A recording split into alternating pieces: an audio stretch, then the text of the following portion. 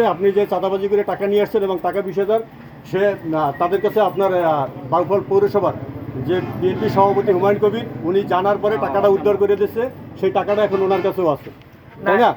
এটা আমি আপনারে বলি যে এই ঘটনা কি হয়েছে, আমরা 4 জন ওখানে ছিলাম। হ্যাঁ, আমি তাদের নাম বলছি। আপনি একটু ওই যে ভুক্তভোগী মহিলা যিনি এখন 3 বছর আগে বিয়ে হয়েছে, এখন সংসার করতেছে, এখন একটু নাজিম ভাইকে এবং আমি বলি তিনি যে অভিযোগ দিচ্ছে সেই অভিযোগটা একটু দেখান। এখানে অনেকে আছে তারা দেখতে যাচ্ছে। টাকা ফেরত দিয়েছে কত? এই টাকা কি ফেরত দিয়েছে এখন? হ্যাঁ, কত টাকা ফেরত দিয়েছে আমাদের?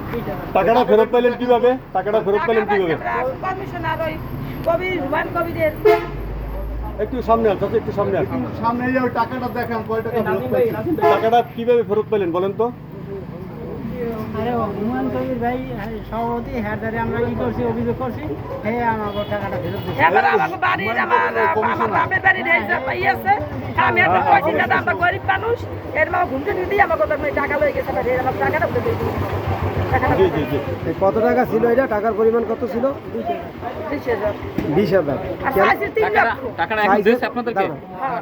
কয় টাকা চাইছে? 3 লক্ষ কেন চাইছে? টাকা চাইছে ঘরের আগুন দিয়ে পড়াই দিবে, টাকা না দিলে। কেন?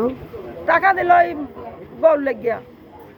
জি দর্শক ধন্যবাদ, আপনারা দেখতেছিলেন এই জায়গায় বাউফল হাসপাতাল সড়কে এই টাকাই দাসপাড়া ইউপির এক হিন্দু পরিবারের কাছ থেকে যে চাঁদাবাজি করে 20,000 টাকা নিয়েছিলেন, সেই টাকাটা বাউফল পৌর বিএনপি সভাপতি হুমায়ুন কবির সাহেব উদ্ধার করে দিয়েছেন। আর এই হলো গিয়ে সেই অভিযুক্ত নামধারী সাংবাদিক যারা আপনারা দেখতেছেন এই মুহূর্তে।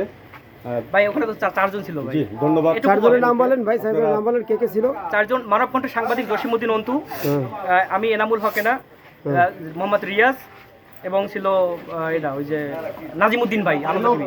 কিন্তু আমি আমি আমি ব্যাখ্যা করি ভাই, ওখানে গেছি আমরা সংবাদের কাজে ভাই, ওখানে কোনো চাঁদাবাজি করতে আমরা যাইনি। কিন্তু টাকা নিলেন কেন? টাকা ফেরত দিলে 20,000। কে টাকা নিয়েছে, টাকা নেওয়ার কোনো প্রমাণ আমাদের আপনাদের কাছে দেখাতে পারবে না। মহিলাই তো বলতে, ভাই মহিলা তো বলবে ভাই, এখন অন্য মহিলা তো বলতে পারে আমার কাছে টাকা নিয়েছে ভাই। টাকা তো সে দেখাইলো এই পর্যন্ত। না, সে তো টাকা দেখাবে, এখন এটা তো আপনার অভিযোগ তো প্রমাণিত হতে হবে। টাকা উদ্ধার হইলো কিভাবে? টাকা তা তো আমি জানি না ভাই, আমি কিছুই জানি না। আমরা ওখানে 4 জন লোক গেছি ভাই, 4 জন সাংবাদিক একটা অভিযোগের প্রেক্ষিতে গেছে, যেটা আপনারাও করেন। হ্যাঁ সেই অভিযোগের প্রেক্ষিতে গেছি, তারপর আমরা জবানবন্দি নিয়ে আসছি। হ্যাঁ। মূল ঘটনা হচ্ছে একটা মুসলিম মেয়েকে তারা বিয়ের প্রলোভন দেখে এবং ফাঁদে ফেলে বিয়ে করেছে। বিয়ে করেছে এবং একটা সন্তান হয়েছে, তার বিয়ের কোনো কাগজ নাই। সে যে মুসলিম থেকে হিন্দু ধর্মে আসছে তার কোনো কাগজ নাই সংসার জীবন কত বছর চালাইছে?